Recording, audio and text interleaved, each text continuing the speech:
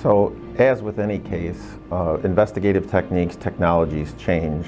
What never changes is the fact that somebody in our community always knows. There's always someone out there who has information who, if provided to the investigators, could solve this case.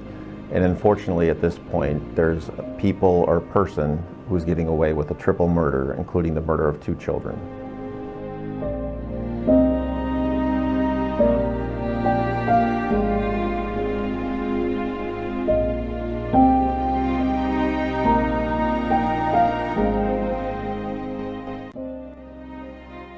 We have still photos of an individual who attempted to use Natasha Cleary's ATM card.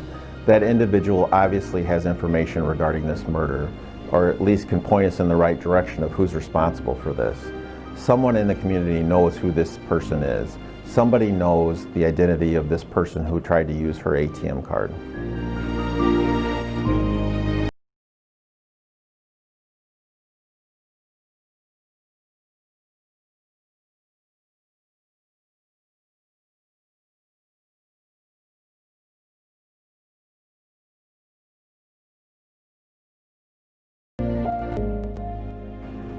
Anytime someone loses their life to a murder, it's a tragedy.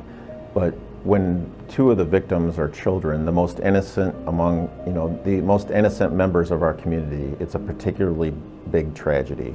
And the fact that people in our community would be willing to sit silent with information that could help bring the killer or killers to justice just adds to the tragedy.